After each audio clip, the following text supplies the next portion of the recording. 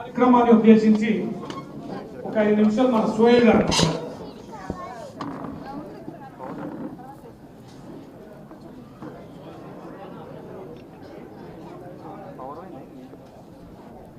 सैयद पर तशरीफ फरमा आप सबके अजीज जनाब के.टी. रामाराव साहब, वर्किंग प्रेसिडेंट बीआरएस पार्टी, और इस मीटिंग के सदर जनाब रविंद्र राव साहब एमएलसी, विनय भाई,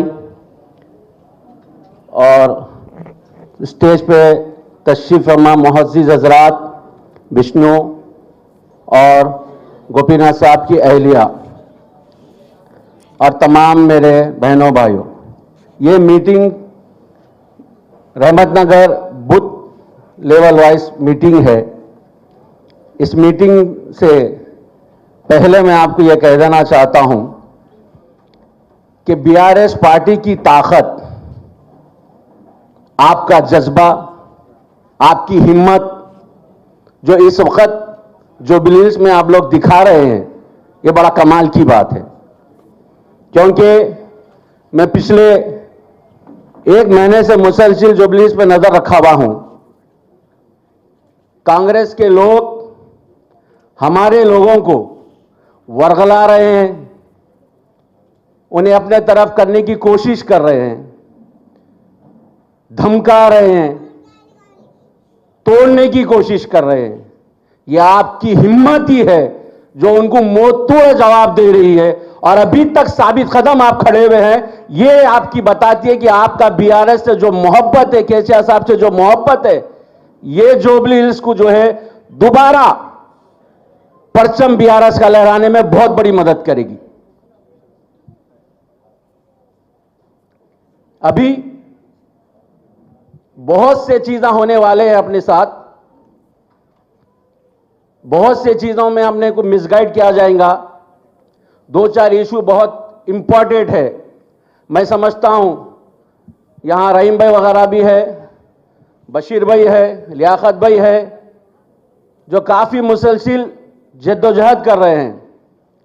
मैं आप सबको बता देता हूं, आने वाले दिनों में जो सबसे बड़ा जो हमारे पर वार होगा वो ये होगा कि कब्रिस्तान की बात होगी। शायद कब्रिस्तान देने की पहल भी करेंगे, मगर आप सब जानते हैं ये कब्रिस्तान की लड़ाई में बशीर भाई, लियाकत भाई, रहीम भाई, खदीर भाई और पूरे लोग खांधे से खांधा मिलाकर लड़े हैं। ये एक आदमी की जीत नहीं हो सकती। ये आप सबको जो है जहन में रखना है। जब आप वोटर्स के पास जाएंगे तो ये चीज जहन में रखना है कि ये हमारा मसला है, क्योंकि आप बूथ के इंचार्ज है। एक एक बूथ में कम से कम 900-800 वोट आते हैं। आपको ये जब पदयात्रा करेंगे, डोर टू डोर आप विजिट करेंगे, तो आप ये बात जहन में रखना होगा कि माजी में अंबरपेट पे 3 एकड़ कब्रिस्तान की जमीन गवर्नमेंट टीआरएस ने दे चुकी है, सनत नगर में दी है, मगर अफसोस ये है कि कभी भी उसका प्रचार नहीं करे, कभी भी ये नहीं दिखाए कि हम ये चीज दिए क्योंकि वो मुसलमानों की जरूरत थी इसलिए दिए, मगर कभी इसका यूज नहीं करे। आज जुबली हिल्स में सबसे बड़ा मुद्दा जो कांग्रेस उठा रही है, जो कोशिश कर रही है, वो यही कर रही है कि ये देकर हम आपको जो है वरगलाएंगे। मगर साथ ही साथ मैं ये भी बता देता हूं कि 3 कब्रिस्तान की जगहें बीआरएस गवर्नमेंट के टाइम पे गोपीनाथ साहब ने ऑलरेडी उसकी पहल कर दी थी।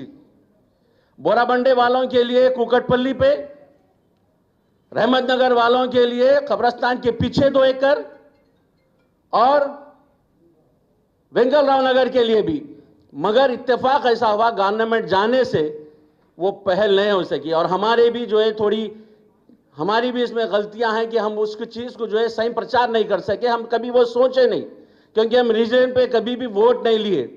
कभी भी बीआरएस पार्टी अपने काम पर वोट ली और अपने जो आने वाले दिनों में जो काम करने की जो बीआरएस पार्टी के जो वादे थे उस पे वोट ली, कभी भी जज्बात पे नहीं ली।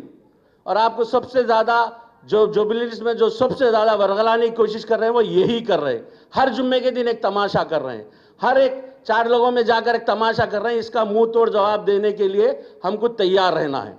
और दूसरी बात, लोग बहुत कुछ कह रहे हैं, मगर आप देख रहे हैं जुबली हिल्स में कांग्रेस को कैंडिडेट नहीं मिल रहा।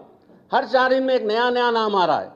कभी रंजीत रेड्डी आ जा रहा है, कभी क्या नाम है उसका, एमएलए था सो बुंते राम मोहन का नाम आ रहा, कभी नवीन यादव का आ रहा। बहरहाल इनको कैंडिडेट नहीं मिला। मैं आपके जरिए कांग्रेस के लोगों को कहता हूं कि रेवंत रेड्डी को ला लो जुबली हिल्स में।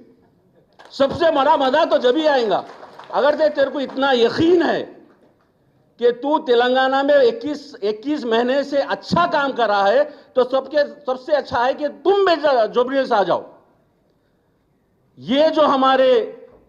ये जो कारकुन जो यहां बैठे हुए, ये सबसे बड़ी ताकत है केटीआर साहब की।